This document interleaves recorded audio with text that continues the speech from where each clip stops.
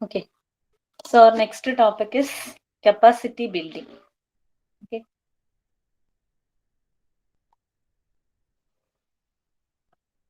So capacity എന്നുള്ള term എല്ലാവർക്കും ഓർമ്മയുണ്ടല്ലോ. That is, what is the capability of a particular community to face or to deal with a particular disaster, അല്ലെങ്കിൽ ഒരു particular hazard. Okay. ഇപ്പൊ നമ്മൾ പറഞ്ഞിട്ടുണ്ട് ഈ hazard prone areas ഇഷ്ടം പോലെ ഉണ്ട്. ഈ hazard occur ചെയ്യുന്നത് പിന്നെ ലെസ് കപ്പാസിറ്റി ഉള്ള പീപ്പിൾ ആണെങ്കിലും അല്ലെങ്കിൽ ലെസ് വൾണറബിൾ ആയിട്ടുള്ള പീപ്പിൾ ആകുമ്പോഴാണ് എന്ത് ചെയ്യുന്നത്, ഈ ഹസാർഡ് ഒരു ഡിസാസ്റ്റർ ആയിട്ട് മാറുന്നത്. ഓക്കെ. അപ്പൊ നെക്സ്റ്റ് നമ്മളെ കപ്പാസിറ്റി ബിൽഡിംഗ്, അതായത് കപ്പാസിറ്റി ലെസ് ആണെങ്കിൽ അവർക്ക് കപ്പാസിറ്റി ബിൽഡ് ചെയ്യാനുള്ള ഒരു പെർട്ടിക്കുലർ കമ്മ്യൂണിറ്റിക്ക് ആ ഒരു ഹസാർഡിനെ ഫേസ് ചെയ്യാൻ ലെസ് കപ്പാസിറ്റി ആണെങ്കിൽ ആ കപ്പാസിറ്റി ബിൽഡ് ചെയ്യാൻ വേണ്ടിയിട്ടുള്ള കുറച്ച് കാര്യങ്ങൾ എന്തൊക്കെയാണ്, അതിന്റെ ഡീറ്റെയിൽസ് ആണ് ഈ ഒരു സെഷനിൽ വരുന്നത്. Okay. So capacity building.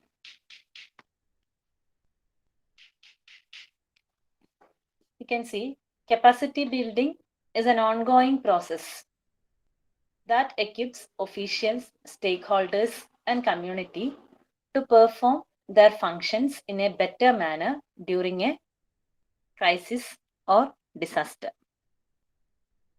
Okay, so capacity building is an ongoing process. That means continuous process that equips and include officials, stakeholders, and community to perform their function in a better manner during a crisis or disaster. So അത് continuous process ആണ്. So നമുക്ക് എല്ലാ ഫങ്ഷൻസും in the stage of a disaster or ക്രൈസിസിൽ correct ആയിട്ട് perform ചെയ്യാൻ വേണ്ടി നടക്കുന്ന processes. Okay. And the capacity development includes engineered solutions, training programs, curriculum development, large scale awareness creation efforts, and carrying out regular mock drills and disaster response exercises. Okay. നമ്മളൊരു ഡിസാസ്റ്ററിനെ face ചെയ്യാൻ വേണ്ടി ചെയ്യുന്ന എല്ലാ കാര്യങ്ങളും ഈ കപ്പാസിറ്റി ഡെവലപ്മെന്റിൽ included ആണ്. That is engineered solution, that is technical solutions, some training programs, then curriculum development, that is awareness development among people, then carrying out regular mock drills, അതായത് എങ്ങനെ റെസ്പോണ്ട് ചെയ്യണം എന്നുള്ള മോക്ക് ഡ്രിൽസ്, അങ്ങനെയുള്ള എല്ലാ കാര്യങ്ങളും capacity ഡെവലപ്മെന്റിൽ included ആണ്. Okay. അപ്പൊ ഇത്രേ ഉള്ളൂ. നമുക്ക് ഏറ്റവും പ്രോപ്പർ ആയിട്ട് ഒരു ക്രൈസിസിന്റെ ടൈമിൽ റെസ്പോണ്ട് ചെയ്യാൻ വേണ്ട ഏത് സൊല്യൂഷനും അല്ലെങ്കിൽ ഏത് പ്രോഗ്രാംസിനെയും എന്താ പറയാം, കപ്പാസിറ്റി ബിൽഡിംഗ് പ്രോഗ്രാംസ് എന്ന് പറയാം. Okay. The capability to implement, enforce and monitor various disaster mitigation measures has to be improved at all levels from the local to the higher level of governance. That is, ആ ഒരു നമ്മുടെ ഒരു disaster occur ചെയ്യുന്ന സമയത്ത് അല്ലെങ്കിൽ ഒരു Hazard occur ചെയ്യുന്ന ടൈമിൽ ചെയ്യേണ്ട എല്ലാ കാര്യങ്ങളും, ഓക്കെ, അതായത് അത് local level two higher authority വരെയും എന്തായിരിക്കണം, കംപ്ലീറ്റ് ഇംപ്രൂവ് ചെയ്തുകൊണ്ടേ ഇരിക്കണം. സോ ഈ കപ്പാസിറ്റി ബിൽഡിംഗ് പ്രോസസ്സിൽ ഈ കാര്യങ്ങളൊക്കെയാണ് ചെയ്യുന്നത്. Okay. Now, capacity building process mainly we can classify into structural measures and non-structural measures. Okay. So capacity building in നമുക്ക് രണ്ട് ടൈപ്പ് ആയിട്ട് ക്ലാസിഫൈ ചെയ്യാം. ചെയ്യുന്ന പ്രോസസ്സിനെ process or programs we can classify into two: structural measures and non-structural measures. First we can see അതിന്റെ name indicate ചെയ്യുന്നത് പോലെ തന്നെയാണ്. First structural measures for capacity building. We can say any physical construction to reduce or avoid possible impact of hazard, or application of engineering techniques to achieve hazard resistance and resilience in structures or systems. Okay, that is any physical construction. നമ്മൾ മുന്നേയുള്ള എക്സാമ്പിൾസിലൊക്കെ പറഞ്ഞിട്ടുണ്ട്. അതായത് barriers നമുക്ക് പിന്നെന്താ barriers form ചെയ്യാം, അല്ലെങ്കിൽ പിന്നെ ഇതേപോലെ river walls ഒക്കെ ഉണ്ടാക്കുന്നുണ്ട്. ഓക്കെ. അപ്പൊ അതുപോലെയുള്ള any physical construction to reduce or avoid possible impact of hazard. Physically ഉള്ള ഏത് കൺസ്ട്രക്ഷനെയും we can say that is a structural measures that constructed to achieve hazard resistance and resilience in structures of systems. Undertaking necessary structural measures is one of the major action for disaster risk reduction and enhancing resilience. Okay. These consist of various physical infrastructure and facilities required to help communities cope with the disasters. Structural solutions include engineered solutions such as redesigning buildings and designing physical barriers to disaster events to reduce damage. Okay, ഇപ്പോൾ examples ഒന്ന് ഓർക്കുക. That is redesigning buildings. ഇപ്പം നിങ്ങൾക്ക് നമ്മുടെ കേരളത്തിൽ തന്നെ അറിയാം, ആ ഒരു ഫ്ലഡിന്റെ ഒരു പ്രോബ്ലം അത് റീസെന്റ് നമുക്ക് റെഗുലറായിട്ട് വന്നുകൊണ്ടിരിക്കുന്ന ഒരു ഡിസാസ്റ്റർ ആണ് അല്ലെ. സോ ഫ്ലഡിന്റെ കേസിൽ ഇപ്പം ആ ഒരു പെർട്ടിക്കുലർ ഏരിയയിലുള്ള വീടുകൾ അല്ലെ അത് റീഡിസൈൻ ചെയ്യാം. എങ്ങനെയൊക്കെ എടുത്തു കഴിഞ്ഞാൽ ഫ്ലഡിന് കുറച്ചും കൂടെ റെസിസ്റ്റ് ചെയ്യാം, അല്ലെങ്കിൽ അത് വന്നു കഴിഞ്ഞാലും കോപ്പപ്പ് ചെയ്യാന്നുള്ള രീതിയിൽ ബിൽഡിങ്സ് റീഡിസൈൻ ചെയ്യാം. അല്ലെങ്കിൽ ഇതുപോലെ designing physical barriers, that is വെള്ളം കയറുന്നതിന് എന്താ സീ സൈഡിലൊക്കെ ഉണ്ടാക്കുന്ന ബാരിയേഴ്സ്, ഓക്കെ, സീ വാൾസ് ഒക്കെ ഉണ്ട്. സോ അതുപോലെയുള്ള എനി ഫിസിക്കൽ സ്ട്രക്ചേഴ്സിനെയാണ് സ്ട്രക്ചറൽ മെഷേഴ്സ് എന്ന് പറയുന്നത്. ദാറ്റ് ഈസ് നമുക്ക് ബിൽഡിംഗ് റീഡിസൈൻ ചെയ്യുന്നതാവാം, അല്ലെങ്കിൽ ഇതുപോലെ സ്പെഷ്യൽ ആയിട്ടുള്ള ബാരിയേഴ്സ് ഫോം ചെയ്യുന്നതാവാം. So any physical measures implemented to reduce the risk of disaster is called structural measures. That is a part of capacity building. അതായത് ആ ഒരു പെർട്ടിക്കുലർ ഹസാർഡ് ഒക്കർ ചെയ്ത് കഴിഞ്ഞാലും ആ നമ്മുടെ കമ്മ്യൂണിറ്റീന്റെ അതിനോട് കോപ്പ് ചെയ്യാനുള്ള ഫെസിലിറ്റി ഇംപ്രൂവ് ചെയ്യുന്ന any infrastructure are called structural measures for capacity building. Okay, so അതിനെ ഫേസ് ചെയ്യാൻ വേണ്ടിയിട്ടുള്ള കപ്പാസിറ്റി ബിൽഡിംഗിൽ ഫിസിക്കൽ സ്ട്രക്ചേഴ്സിന് we can say structural measures. Okay, now coming to the non-structural measures. Any measure not involving physical construction, okay, physical construction അല്ലാത്ത ഏത് മെത്തേഡിനെയും ഏത് പ്രോഗ്രാമിനെയും അല്ലെങ്കിൽ ഏത് പ്ലാൻസിനെയും we can say non-structural measures that uses knowledge, practice or agreement to reduce risk and impact, in particular through policies and laws, public awareness raising, training and education. ഇതുപോലുള്ള non structural means, that is making some policies or laws for building construction or land usage, okay, some laws, or creating public awareness about the hazard occurrence and about the response action, training and education, that is mock drills. Okay, so these all are capacity building factors. Okay, but this does not include any physical construction. So അങ്ങനത്തെ കേസസിനെയാണ് we can call as non-structural measures. That is, it comprising of laws, norms, rules, guidelines, techno-legal regime, that is building codes, framework and empowers the authorities to mainstream disaster risk reduction and disaster resilience into development activities. So നമ്മൾ physical structure അല്ലാതെ capacity ബിൽഡിങ്ങിനുണ്ട്, അല്ലെങ്കിൽ ആ ഡിസാസ്റ്ററിനെ face ചെയ്യാൻ വേണ്ടിയിട്ട് respond ചെയ്യാൻ വേണ്ടിയിട്ട് എന്തൊക്കെ ചെയ്യുന്നു അതൊക്കെ നോൺ സ്ട്രക്ചറൽ മെഷേഴ്സിൽ ഇൻക്ലൂഡഡ് ആണ്. Okay, the central and state governments will have to set up necessary institutional support for enforcement, monitoring and compliance. അതായത് ഈ റൂൾസ് ഒക്കെ കറക്റ്റ് ആയിട്ട് ഫോളോ ചെയ്യുന്നില്ല എന്നുള്ളത് എന്ത് ചെയ്യാം, ഗവൺമെന്റിന് മോണിറ്റർ ചെയ്യാം.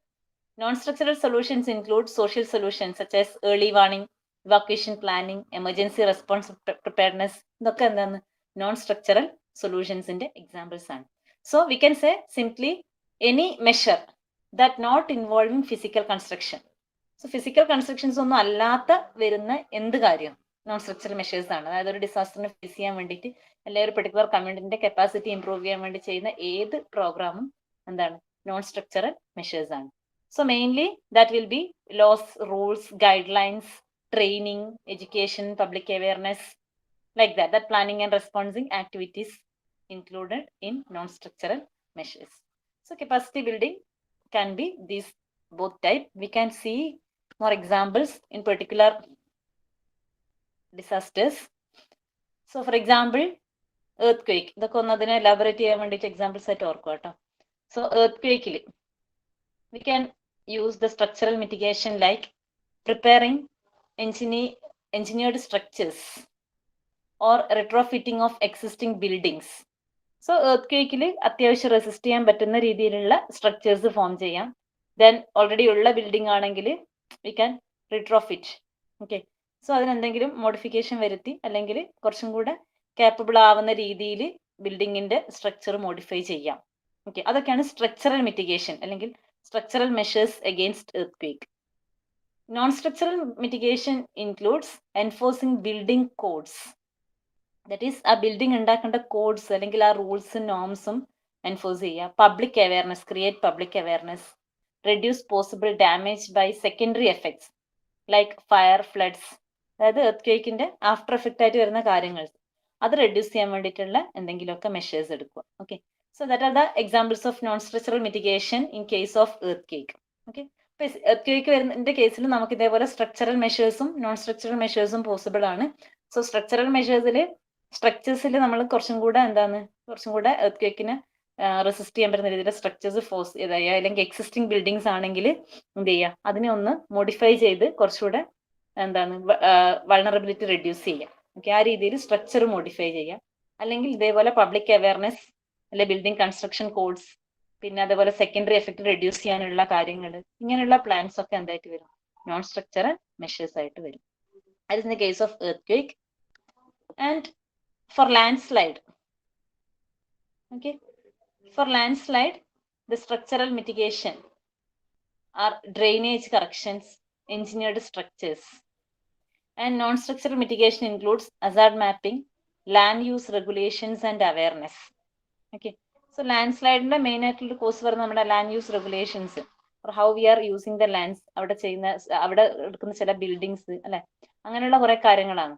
So land use regulations, awareness and Hazard mapping, that are the non structural mitigation against landslide. Whereas coming to the structural mitigation, drainage corrections, engineered structures to prevent the landslide. And another example for flood. For flood, the structural mitigation we can adopt a watershed management, making reservoirs, building on elevated areas, natural water retention basins, implementing flood control measures, dam burst. Okay, so these are the structural measures against flood. അപ്പോൾ നമുക്ക് natural water അല്ലെങ്കിൽ correct ആയിട്ട് block നമ്മുടെ എന്താ പറയാ water flow ഒക്കെ correct ആയിട്ട് maintain ചെയ്യാൻ വേണ്ടിയിട്ടുള്ള കാര്യങ്ങൾ ചെയ്യുക. Then retention, natural water retention basins, okay, അങ്ങനത്തെ, അതേപോലെ ഡാം, ഓക്കെ, മേക്കിംഗ് റിസർവോയേഴ്സ്, അങ്ങനെയുള്ള സ്ട്രക്ചേഴ്സ് ഫോം ചെയ്തിട്ട് we can prevent or reduce the impact of effect of flood. Okay, non-structural mitigation includes mapping of floodplains, land use control, flood for recasting and warning. Okay, so flood plains map ചെയ്യുക, അവിടെ നമുക്ക് വേണ്ട precautions, ട്രെയിനിങ്ങോ അല്ലെങ്കിൽ അതിന് വേണ്ട evacuation പ്രോസസ്സൊക്കെ എന്ത് ചെയ്യുക, execute ചെയ്യുക. Then land use control, then flood forecasting and warning, അങ്ങനെയുള്ള കാര്യങ്ങൾ എന്ത് ചെയ്യുക, ഫ്ലഡിന് അഗെയിൻസ്റ്റ് ആയിട്ടുള്ള നോൺ സ്ട്രക്ചറൽ മിറ്റിഗേഷൻസ് ആയിട്ട് പറയാൻ പറ്റും. So these are the structural and non-structural measures for capacity building against any disaster. കുറച്ച് എക്സാമ്പിൾസ് ആണ്, ജസ്റ്റ് ഒന്ന് ഓർത്തിരിക്കുക. Okay. So next is capacity assessment. A capacity assessment is an analysis of desired capacities against existing capacity. Okay. So capacity assessment എന്ന് പറഞ്ഞു കഴിഞ്ഞാൽ analysis of decide capacity, അതായത് ഒരു particular Hazard occur ചെയ്താൽ എന്തൊക്കെ അതിനെ ഓവർകം ചെയ്യാൻ, അല്ലെങ്കിൽ അതിനെ പിന്നെ നമുക്ക് ഫേസ് ചെയ്യാൻ വേണ്ടിയിട്ട് എന്തൊക്കെ കപ്പാസിറ്റീസ് ആവശ്യമുണ്ട്, ഇനി അതിൽ എത്രമാത്രം എക്സിസ്റ്റിംഗ് ആണ്, അതായത് ഇപ്പോൾ ഓൾറെഡി എത്ര കപ്പാസിറ്റീസ് ഉണ്ട്, മീൻസ് ഏതൊക്കെ ഫാക്ടേഴ്സ് ഇപ്പം ഓക്കെ ആണ്, അതായത് ഒരു കമ്മ്യൂണിറ്റി ഒരു ഡിസാസ്റ്റർ ഒക്കർ ചെയ്യാൻ ചാൻസ് ഉണ്ടെങ്കിൽ അവരുടെ ഇപ്പോഴത്തെ കപ്പാസിറ്റി എന്താണ്, ഇനി അതിനെ ഫേസ് ചെയ്യാൻ വേണ്ടിയിട്ട് ഡിസൈഡ് കപ്പാസിറ്റി എന്താണ്. അപ്പൊ ഇത് രണ്ടും തമ്മിലുള്ള ഒരു അനാലിസിസ് ആണ് കപ്പാസിറ്റി അസസ്മെന്റ് എന്ന് പറഞ്ഞാൽ. Okay, analysis of desired capacities against existing capacities. So this generates an understanding of capacity asset and needs, which inform the formulation of a capacity development response. Okay, so അങ്ങനെ നമ്മൾ analyse ചെയ്ത് കഴിഞ്ഞാൽ, okay, അങ്ങനെ analyse ചെയ്ത് കഴിഞ്ഞാൽ we can generate the capacity assets and needs.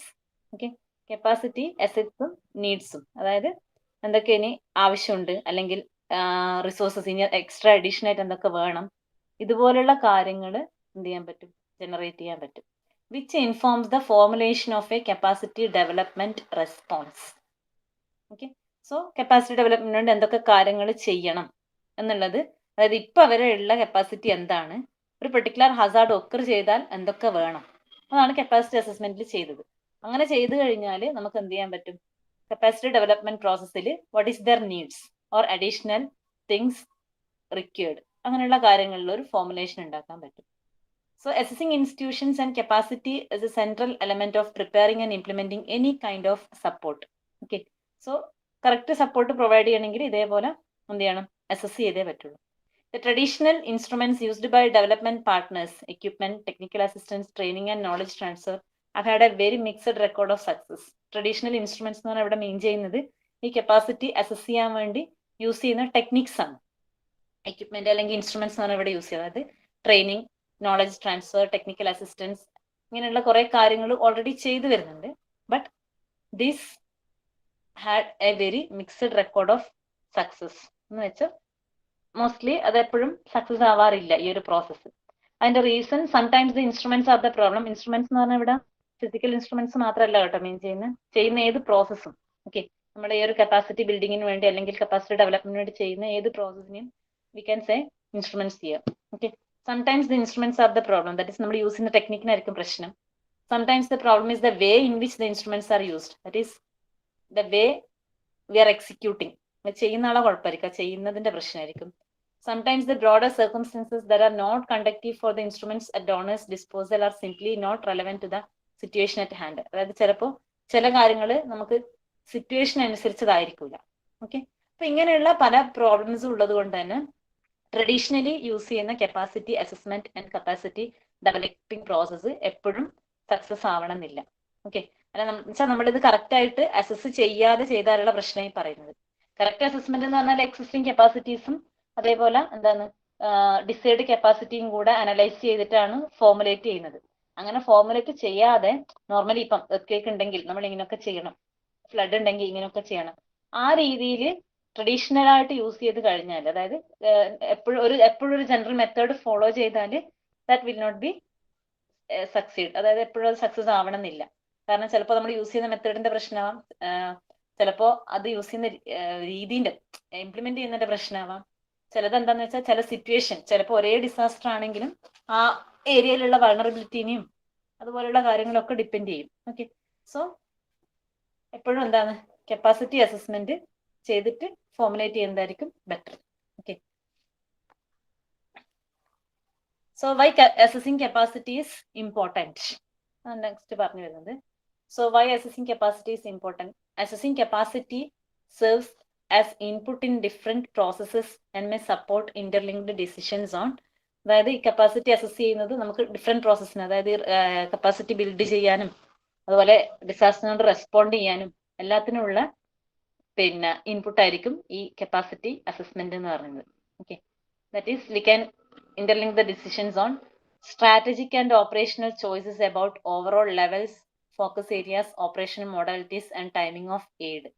That is ആ ഒരു disaster occur ചെയ്താൽ ചെയ്യേണ്ട റെസ്പോൺസ് ആക്ഷൻസ് അല്ലെങ്കിൽ ആ operational choices, which all areas we have to focus and how to operate the things and timing of aid.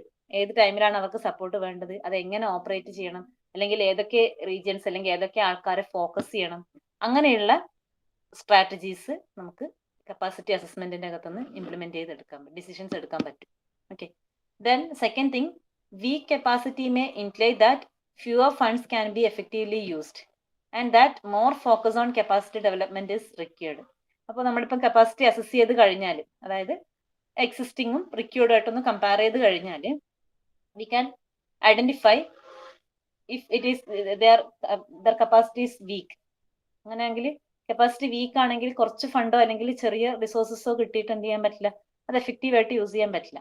Okay, so more focus on capacity development is required. അങ്ങനെയുള്ള കേസിലാണെങ്കിൽ എന്ത് ചെയ്യണം, capacity development കുറേയും കൂടെ focus ചെയ്യണം. Okay, ഇപ്പൊ നമ്മൾ ഒരു ഏരിയയിൽ പെർട്ടിക്കുലർ ഹസാർഡിനുള്ള പോസിബിലിറ്റി ഉണ്ടെന്ന് കണ്ടു, അവിടുത്തെ കപ്പാസിറ്റി അസസ്മെന്റ് ചെയ്യാണ്. ഈ ഒരു ഹസാർഡ് ഈ ഒരു പെർട്ടിക്കുലർ ഏരിയയിൽ ഒക്കർ ചെയ്താൽ എന്തൊക്കെയാണ് അവരുടെ നീഡ്സ്, പിന്നെ ഇവരുടെ എക്സിസ്റ്റിംഗ് കപ്പാസിറ്റി എന്താണ്, ഈ നീഡ്സ് ഒക്കെ മീറ്റ് ചെയ്യാനുള്ള കപ്പാസിറ്റി അവർക്ക് ഉണ്ടോ എന്നാണ് അനാലിസിസിൽ ചെയ്യുന്നത്. അപ്പൊ ചില കേസിൽ ഇതേപോലെ കപ്പാസിറ്റി വെരി വീക്കാണ്, അതായത് ഒരു പെർട്ടിക്കുലർ ഏരിയയിൽ ആ ഒരു ഡിസാസ്റ്റർ ഉണ്ടായി കഴിഞ്ഞാൽ അല്ലെങ്കിൽ ആ ഒരു ഹസാർഡ് ഒക്കർ ചെയ്ത് കഴിഞ്ഞാൽ അത് നമുക്ക് ഈ ഒരു പെർട്ടിക്കുലർ ഫണ്ട് വെച്ചിട്ട് എഫക്റ്റീവ് ആയിട്ട് യൂസ് ചെയ്യാൻ പറ്റില്ല എന്നൊക്കെ ഐഡന്റിഫൈ ചെയ്ത് കഴിഞ്ഞാൽ we can give more focus on capacity development required. ഇപ്പൊ കൂടുതൽ കപ്പാസിറ്റി ഡെവലപ്മെന്റ് അത് ഒക്കർ ചെയ്യുന്നതിന് മുന്നേ എന്തൊക്കെ ചെയ്യാൻ പറ്റും, അതുപോലുള്ള ഡെവലപ്മെന്റ് ആക്ടിവിറ്റീസ് ചെയ്യാൻ പറ്റും. Okay, Then selection of key capacity issues to be included in the ongoing policy dialogue in monitoring or as indicators. So major capacity issues എവിടെയൊക്കെ ഏതൊക്കെ പോയിന്റിലാണ് അവരുടെ കപ്പാസിറ്റിനെ എഫക്ട് ചെയ്യുന്ന പ്രോബ്ലംസ് വരുന്നത്. സോ അതിൽ ഫോക്കസ് ചെയ്തിട്ടായിരിക്കണം പോളിസീസ് എന്ത് ചെയ്യുന്നത്, ഇംപ്ലിമെന്റ് ചെയ്യുന്നത്, അതുപോലെ മോണിറ്റർ ചെയ്യുന്നത്, അല്ലെങ്കിൽ ഇൻഡിക്കേറ്റർ നമ്മൾ ചെയ്യുന്ന കാര്യങ്ങളിൽ ആ ഒരു ഇൻഡിക്കേറ്റേഴ്സ് ആയിട്ട് പ്രോപ്പർ ആണോ എന്ന് നോക്കാനുള്ള ഇൻഡിക്കേറ്റർ ആയിട്ട് എന്തൊക്കെ കപ്പാസിറ്റി ഇഷ്യൂസ് ആണ് യൂസ് ചെയ്യേണ്ടത് അത് സെലക്ട് ചെയ്യാം. Okay. Then decision about if and how development partners can support capacity development process of partners. That is, നമുക്ക് ഈ ഒരു കപ്പാസിറ്റി ഡെവലപ്മെന്റ് പ്രോസസ്സ് എങ്ങനെ സപ്പോർട്ട് ചെയ്യാം. Development partners means different organisation, government and non governmental organisations will be there. So അതിൽ അവർക്ക് എങ്ങനെ support ചെയ്യാന്നുള്ളതിന് ഒരു decision എടുക്കാൻ പറ്റും. അപ്പൊ ഈ കാര്യങ്ങളൊക്കെ ചെയ്യണമെങ്കിൽ V can say assessing capacity is important. Okay. So നമ്മൾ ഏതൊക്കെ ഏരിയയിൽ ഫോക്കസ് ചെയ്യണം, എങ്ങനെ ഓപ്പറേറ്റ് ചെയ്യണം, ടൈമിംഗ് ഓഫ് എയ്ഡ്, അതുപോലെ വീക്ക് കപ്പാസിറ്റി ആണെങ്കിൽ മോർ ഫോക്കസ് കൊടുക്കണം. ഓക്കെ, അങ്ങനെയുള്ള കാര്യങ്ങൾ. പിന്നെ key capacity issues identify ചെയ്താൽ we can form the indicators to monitor the process. Then decision about if and how development partners can support the capacity development process. ഇങ്ങനെയുള്ള കാര്യങ്ങൾ എല്ലാം correct ആയിട്ട് decisions എടുക്കാൻ വേണ്ടിയിട്ട് assessing capacity is important. Okay. And our next topic is how to assess capacity. So assessing capacity is important. And how we can assess capacity. ഇപ്പൊ നമ്മൾ പറഞ്ഞു എക്സിസ്റ്റിങ്ങും അവരുടെ റിക്വേർഡ് നീഡ്സും കൂടെ കമ്പയർ ചെയ്യുന്നതാണ് അല്ലെ. So what are the methods use to assess capacity? There are many different ways to assess organizational or system capacity. There are numerous tools and instruments that can be used to diagnose different aspects of organizational or system capacity. There is no single approach which can claim superiority or much less objectivity. Nevertheless, there is a set of issues that should be kept in mind when considering capacity assessments. General ideas ആണ്. That is, നമുക്ക് ഇഷ്ടംപോലെ tools and instruments ഉണ്ട്. Tools and instruments എന്ന് പറഞ്ഞു കഴിഞ്ഞാൽ നിങ്ങൾ physical tools ആയിട്ട് മാത്രം കൺസിഡർ ചെയ്യരുത് ഈ കേസിൽ. ഓക്കെ, നമ്മുടെ എനി പ്ലാൻ പ്രോഗ്രാംസ് ഇവിടെ ടൂൾസ് ആൻഡ് ഇൻസ്ട്രുമെന്റ്സിൽ വരും. ഓക്കെ.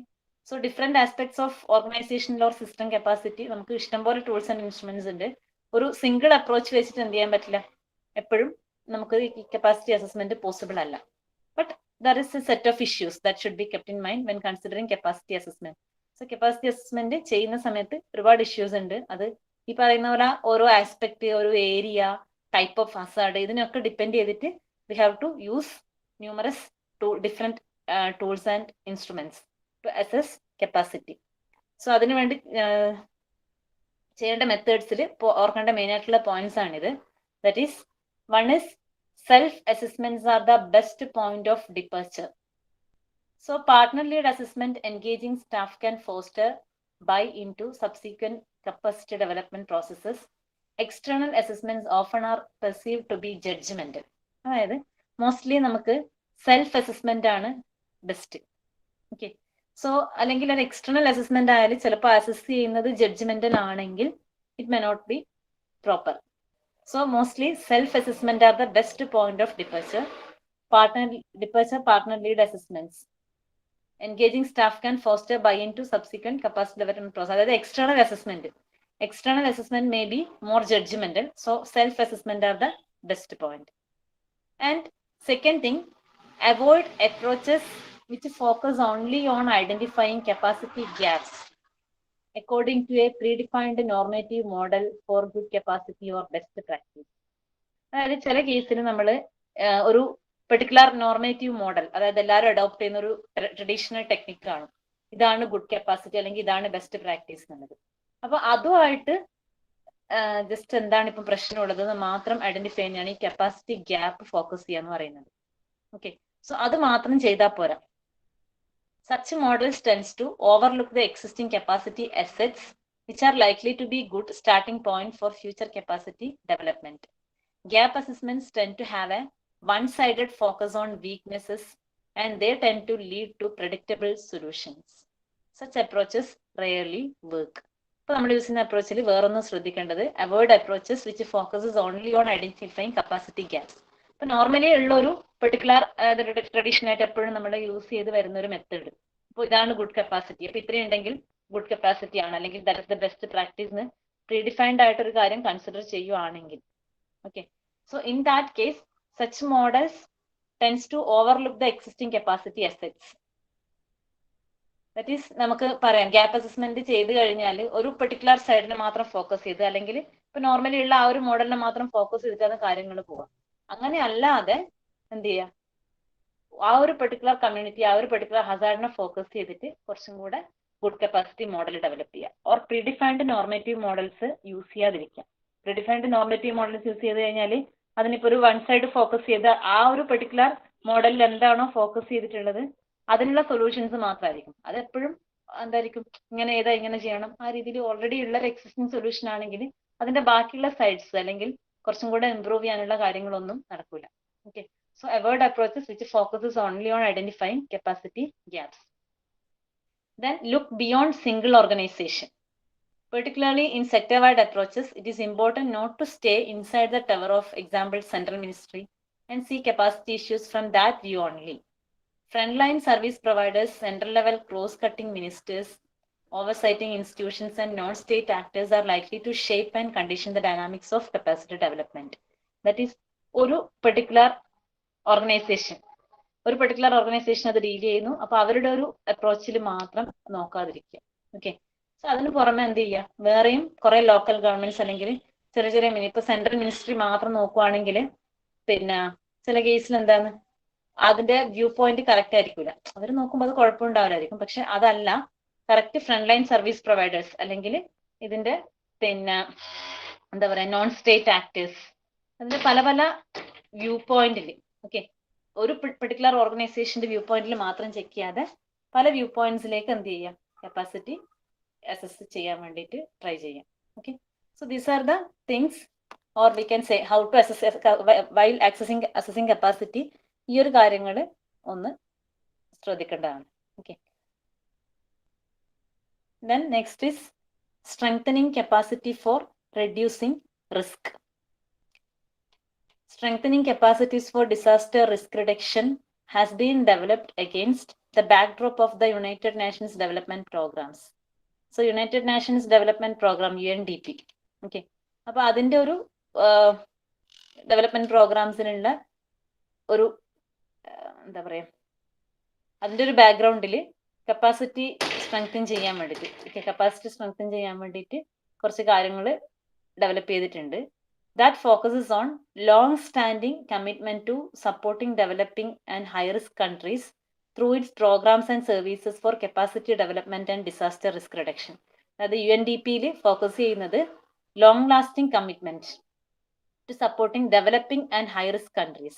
അതായത് ഒരു ഡിസാസ്റ്റർ ഒക്കർ ചെയ്ത് കഴിഞ്ഞാൽ ഡെവലപ്ഡ് കൺട്രീസ് നിങ്ങൾക്ക് അറിയാം വെൽ എസ്റ്റാബ്ലിഷ്ഡ് ആയിരിക്കും, അല്ലെ അതിന്റെ കപ്പാസിറ്റി കുറേയും കൂടെ ബെറ്റർ ആയിരിക്കും ഒരു ഡിസാസ്റ്ററിനെ ഫേസ് ചെയ്യാൻ വേണ്ടിയിട്ട്. ബട്ട് ഡെവലപ്പിംഗ് കൺട്രീസ് വരുമ്പോഴും അതേപോലെ ഹൈ റിസ്ക് കൺട്രീസ്, ഫ്രീക്വന്റ് ആയിട്ട് ഇതേപോലെ ഡിസാസ്റ്റർ ഒക്കെ വരുന്ന ഹൈ റിസ്ക് കൺട്രീസ് കാണും. ഓക്കെ, അപ്പൊ ആ ഒരു കാറ്റഗറിയിൽ വരുന്ന കൺട്രീസിനെ ഫോക്കസ് ചെയ്യാനാണ് ഈ UNDP ഫോം ചെയ്തേക്കുന്നത്, United Nations development program. Okay, so through it programs and services for capacity development and disaster risk reduction. So UNDP United നേഷൻസിന്റെ ഡെവലപ്മെന്റ് പ്രോഗ്രാമിൽ ഫോക്കസ് ചെയ്യുന്നത് എപ്പോഴും developing and high risk countries, okay, for capacity development and disaster risk reduction. The objective of this component is to enhance the capabilities of the implementing entities in managing disaster risk, enhancing preparedness and achieving resilient recovery. So അതിൽ ചെയ്യുന്ന കാര്യങ്ങൾ capabilities improve ചെയ്യുക for risk management, then enhance preparedness and achieving resilient recovery. ഇത്രയാണ് UNDP-യിൽ focus ചെയ്യുന്നത് for strengthening capacity for reducing risk. Okay, so അതിൽ main ആയിട്ട് രണ്ട് ടൈപ്പാണ് ഉള്ളത്. Capacity building for disaster management. To finance strengthening of the disaster management systems in the region by augmenting the capacity of stakeholders institutions, that is the activities will include. അപ്പൊ ഇതൊന്നും ഓർക്കുക, capacity building for disaster management. So നമുക്ക് ഇത് രണ്ട് കാര്യങ്ങളാണ് ഉള്ളത്. Capacity സ്ട്രെങ്തനിങ്ങിന് വേണ്ടിയിട്ടുള്ള രണ്ട് കാര്യങ്ങൾ, ഒന്ന് capacity building for disaster management, and second thing is technical support for risk reduction and response preparedness. Okay. So disaster മാനേജ്മെന്റിനുള്ള കപ്പാസിറ്റി ബിൽഡിങ്ങും അതേപോലെ ഡിസാസ്റ്റർ ഒക്കർ ചെയ്ത് കഴിഞ്ഞാലുള്ള റെസ്പോൺസ് ആൻഡ് പ്രിപ്പയർനെസ്, അല്ലെങ്കിൽ ഒക്കർ ചെയ്യുന്നതിന് മുന്നേ ഉള്ള പ്രിപ്പയർനെസ്സും ചെയ്ത് കഴിഞ്ഞുള്ള റെസ്പോൺസും, അപ്പൊ അതിന് വേണ്ടിയിട്ടുള്ള ടെക്നിക്കൽ സപ്പോർട്ട്, അത് രണ്ടുമാണ് ഇതിൽ ഡിഫൈൻ ചെയ്യുന്നത്. So the activities include capacity building of the State Disaster Management Authority by strengthening its institutional and organizational structure, staffing, resources, funding of training programs, regular drills for the emergency operations center staff and disaster management officers at various levels. That is State Management Authority. ഒരു state നമ്മുടെ state vice ഉള്ള disaster management authority അവരെ strengthen ചെയ്യാം by improving it structure. അതായത് നമുക്കിപ്പം ഈ പറയുന്നത് പോലെ റെഗുലർ മോക്ക് ഡ്രിൽസ് അല്ലെങ്കിൽ എമർജൻസി ഓപ്പറേഷൻസ് വേണ്ട സ്റ്റാഫ് വേണ്ടി വരും. അപ്പൊ ആ രീതിയിൽ ഇതിനെ സപ്പോർട്ട് ചെയ്യാൻ വേണ്ടിയിട്ടുള്ള ഡിസാസ്റ്റർ മാനേജ്മെന്റ് അതോറിറ്റിനെ സ്ട്രെങ്തൻ ചെയ്യാം, institutional level strengthening. Okay. Then strengthening the disaster response force. അത് ഒക്കർ ചെയ്ത് കഴിഞ്ഞാൽ അത് മുന്നേ ഉള്ള പ്രിപ്പയർനെസ്സിന് വേണ്ടിയിട്ടുള്ള റിസോഴ്സ്, ഫണ്ടിങ്, അതുപോലെ മോക്ക് ഡ്രിൽസ്, എമർജൻസി ഓപ്പറേഷൻസ്, അതിനുവേണ്ട സ്റ്റാഫിനെയും അവരുടെ കപ്പാസിറ്റി ഇംപ്രൂവ് ചെയ്യാം. Then strengthening the disaster response force. In disaster occur ചെയ്താൽ അതിന് റെസ്പോണ്ട് ചെയ്യേണ്ട ഫോഴ്സ് അവരെ സ്ട്രോങ് ആക്കുക. Setting up a decision support system and emergency operation centres to integrate and analyse information from multiple sources in integrated geospatial system. അതിന്റെ technical support എന്ന് വെച്ചാൽ emergency operation centres, അതുപോലെ പല സോഴ്സസ് നിന്നും വരുന്ന ഇൻഫർമേഷൻസ് അനലൈസ് ചെയ്ത് correct ഒരു decision എടുക്കുക. ഇങ്ങനെയുള്ള കാര്യങ്ങളൊക്കെ സെറ്റ് ചെയ്യുന്നതാണ് കപ്പാസിറ്റി ബിൽഡിംഗ് ഫോർ ഡിസാസ്റ്റർ മാനേജ്മെന്റിൽ ഇൻക്ലൂഡ് ആവുന്നത്. ഓക്കെ. ദാറ്റ് ഈസ് നമ്മുടെ ഓർഗനൈസേഷണൽ സെറ്റപ്പ് ആണ്. എന്ന് വെച്ചാൽ ഒരു നമ്മുടെ കറക്റ്റ് അതിനെ ഹാൻഡിൽ ചെയ്യാൻ വേണ്ടിയിട്ടുള്ള അതോറിറ്റീസിന്റെ ഇംപ്രൂവ് ചെയ്യാൻ വേണ്ടിയിട്ടുള്ള കാര്യങ്ങൾ. ഓക്കെ. ദെൻ നെക്സ്റ്റ് വരുന്നത് technical support for risk reduction and response preparedness. That is to finance activities such as preparation of a hydro meteorological resilience action plan focusing on extreme weather events to develop resilient solutions, recommendations, and robust fail-safe AWS in the region, including optimum use of strengthened networks and facilities. അത് എന്താണെന്ന് വെച്ചാൽ hydro meteorological resilience action plan. അത് നമ്മുടെ weather, മിക്കവാറും നമ്മുടെ natural disasters ഒക്കെ occur ചെയ്യുന്നത് ഈ വെതർ ഇവന്റ്സ് ആയിട്ട് റിലേറ്റഡ് ആയിട്ടാണ്. സോ അതുകൊണ്ട് ഈ hydro meteorological resilience action plans focus ചെയ്യുക. അതായത് ഇപ്പൊ നമുക്ക് പിന്നെ ഈ പറഞ്ഞ നമ്മുടെ ഇവിടെ അടുത്തന്നെ ഫ്ലഡ്, സുനാമി, അതുപോലെ ഈ ഹൈഡ്രോ റിലേറ്റഡ് ആയിട്ടുള്ള ഡിസാസ്റ്റേഴ്സ് ഉണ്ട്. സോ അതിന് കറസ്പോണ്ടിങ് ആയിട്ടുള്ള ഒരു ആക്ഷൻ പ്ലാൻ പ്രിപ്പയർ ചെയ്യാം. അതേപോലെ river morphology study for some key rivers impacted by the disaster and to analyse the identify critical protective infrastructure works needed for river bank strengthening. അതും ഈ പറഞ്ഞ പോലെ നമ്മുടെ ഫ്ലഡ് റിലേറ്റഡ് ആയിട്ടുള്ള കാര്യങ്ങൾക്ക് റിവർ മോർഫോളജി സ്റ്റഡി ചെയ്യുക. അതേപോലെ നമുക്ക് ക്രിട്ടിക്കൽ ആയിട്ടുള്ള പ്രൊട്ടക്റ്റീവ് ഇൻഫ്രാസ്ട്രക്ചേഴ്സ്, റിവർ ബാങ്കിൽ കുറച്ചുകൂടെ സേഫ് ആക്കാൻ വേണ്ടിയിട്ടുള്ള പ്രൊട്ടക്റ്റീവ് ഇൻഫ്രാസ്ട്രക്ചേഴ്സ് ഫോം ചെയ്യാനുള്ള studies. Then urban vulnerability assessment study with specific focus on seismic risk mitigation to undertake detailed urban vulnerability analysis and model various risks for effective mitigation planning and disaster response preparedness. അത് mostly നമുക്ക് ഇതുപോലെ earth land slide അതുപോലുള്ള ഡിസാസ്റ്ററിനെ പറ്റി study ചെയ്യാൻ വേണ്ടിയിട്ട്. Okay. Then upgrading design guidelines and material specification for construction in seismic zones in order to carry out an update of current construction design standards and material specification to align them with the national and international best practices. അതും ഈ പറഞ്ഞ കാര്യങ്ങൾ തന്നെയാണ്. Earth land slide അതുപോലെയുള്ള geographical ആയിട്ടുള്ള disasters. So അവിടെയുള്ള ഈ constructions building കൺസ്ട്രക്ഷന് normal എന്തൊക്കെ സ്പെസിഫിക്കേഷൻസ് കൊണ്ടുവരാൻ പറ്റും, എങ്ങനെയൊക്കെ ആയിക്കഴിഞ്ഞാൽ ഈ ഡിസാസ്റ്റർ ഒക്കർ ചെയ്താലും ബിൽഡിങ്സും നമുക്ക് കൂടുതൽ ക്യാപ്പബിൾ ആയിരിക്കും. ആ രീതിയിലുള്ള ഗൈഡ് ലൈൻസ് കൊണ്ടുവരാം. Disaster risk financing and insurance to work out options to increase the resilience of the PI's financial response capacity to secure cost-effective access to adequate funding for emergency response, reconstruction, recovery. ഇപ്പൊ financial support എല്ലാ കാര്യങ്ങളും ചെയ്യാൻ വേണ്ടി emergency response reconstruction വേണ്ടിയിട്ടുള്ള financial support, അതിന് വേണ്ടിയിട്ടുള്ള options workout ചെയ്യാം. Okay. അപ്പൊ ഇതൊക്കെയാണ് technical support for risk reduction and response preparedness എന്ന് വെച്ചാൽ ഡീറ്റെയിൽ ആയിട്ട് നമ്മുടെ ഇതിന്റെ ഈ ഓരോ ഡിസാസ്റ്ററിന്റെയും നിങ്ങൾ ജസ്റ്റ് ഒന്ന് വായിച്ചു നോക്കിയാൽ മതി. ഉദ്ദേശിക്കുന്ന ഇത്രയേ ഉള്ളൂ.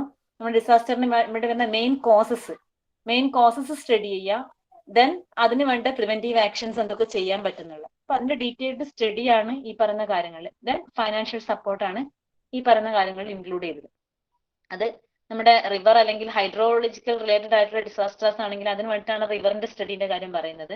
അതേപോലെ എർത്ത് അതുപോലെ ലാൻഡ് സ്ലൈഡ് അങ്ങനെയുള്ള ജിയോഗ്രഫിക്കൽ ഇഷ്യൂസ് ആണെങ്കിൽ ആ നമ്മുടെ ബിൽഡിംഗ് കൺസ്ട്രക്ഷന് കുറച്ച് നോംസും റൂൾസും ഉണ്ടാക്കിയാൽ മതി, കറക്റ്റ് സ്റ്റഡി ചെയ്തിട്ട് സിസ്മിക് റിസ്ക്കും എല്ലാം സ്റ്റഡി ചെയ്തിട്ട് ബിൽഡിംഗ് കൺസ്ട്രക്ഷൻ ലോസും കാര്യങ്ങളും ഉണ്ടാക്കാം.